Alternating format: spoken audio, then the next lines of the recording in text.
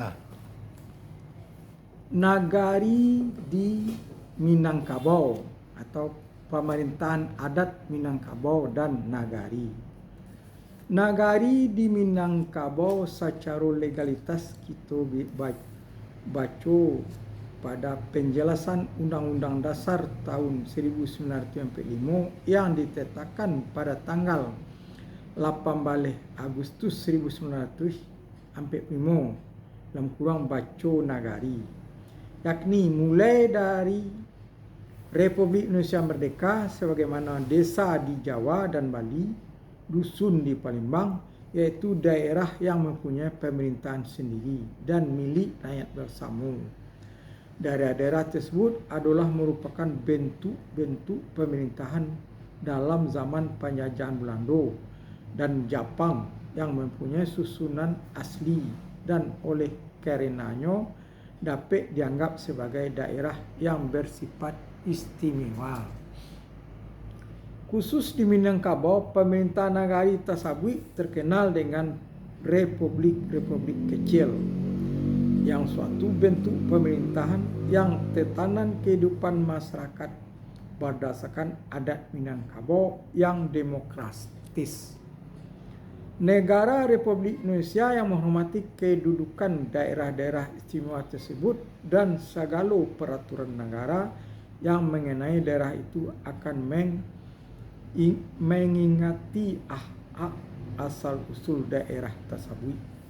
Setelah Indonesia merdeka, pemerintahan Nagari itu tetap berlanjut yang mendapat legalitas Undang-Undang 1945, yakni setingkat di bawah camat, akan tetapi sudah banyak dipengaruhi oleh pemerintahan yang lebih atas sesuai dengan liku-liku yang malang malintangnya pemerintahan secara umum di Indonesia yang terjadi di tahun 1980-an, di mana waktu itu pemerintahan Nagari dengan keluarnya Undang-Undang Nomor 5 tahun 1979 tentang desa, Sumatera Barat memilih jorong atau korong yang kurang pecahan dari Nagari.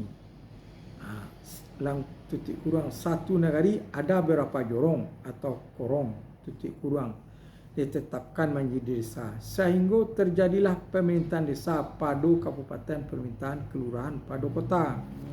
Seharusnya menurut Undang-Undang Nomor 5 tahun 1979 tersebut menjadi desa adalah Nagari. Pasal 35 ayat 1 titik kurang. Mungkin karena dipicu oleh keinginan untuk mendapatkan bantuan desa yang lebih banyak, lalu dikorbankan Nagari sebagai kesatuan masyarakat hukum. Sedangkan definisi desa menurut Undang-Undang itu adalah kesatuan masyarakat hukum dan mengurus rumah tangga sendiri.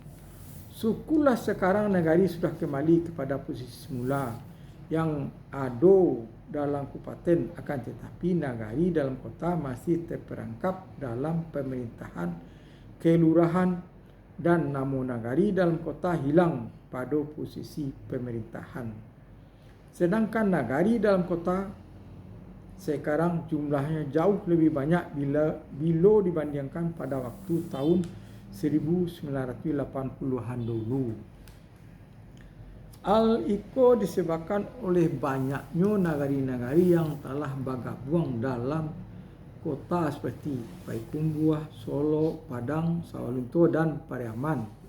Sedangkan kota Bukit Tinggi merupakan nagari satu kesatuan masyarakat adat, yakni Nagari Pure Limo Jorong dan kota Padang Panjang terdiri dari 3 nagari pada satu resor pasar yang didirikan Belanda.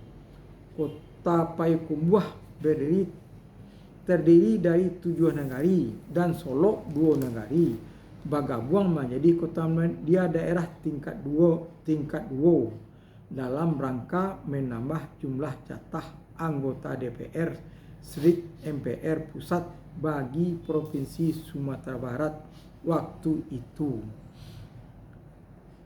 Kota Padang dengan masuknya 3 kecamatan Padang luar kota dari Kabupaten Padang Pariaman, yakni Kecamatan Koto Tangah, Kecamatan Pauh, Kecamatan Bungus, Srip, Taluk Kabuang, sehingga nagari-nagari Kota Tangah, Nangalo, Pawah Limo dan Pawah Sembilan, Limo Manih, Lubuk Kilangan atau Lubuk Bagaluang, Bungih dan Teluk Kabuang berada dalam Kota Padang.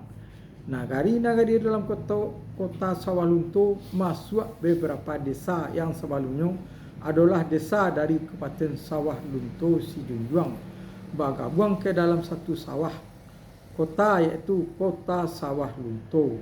Sedangkan desa-desa tersebut juga bagian nagari-nagari di sekitar Kota Sawah Lunto tersebut, seperti Nagari Talawi, seperti nagari sekitar Kota Sawah Lunto disebut seperti Nagari Talawi dan Silungkang. Kota Peraman dulu hanya sebagai ibu Kabupaten Padang Peraman, telah menjadi kota diperluas kepada beberapa nagari dalam Kecamatan Pariaman dan Kecamatan Nansabari. Dengan tidak adanya legalitas nagari dalam kota, akan sangat sulit peluang untuk memformulasikan kembali adat selingkar nagari, di mana nagari dalam kota sama sekali tidak ada aspek legalitasnya bila dibandingkan dengan nagari dalam kabupaten yang sudah lengkap prasarananya. Dalam membangkitkan kembali adat salingkar nagari, Undang-Undang Nomor 32 Tahun 2004 tentang Pemerintahan Daerah telah membuka peluang nama nagari dalam kota sebagaimana dikemukakan dalam pasal 205 ayat 1, pasal 204 balik ayat 1 dan pasal 2 ayat 3.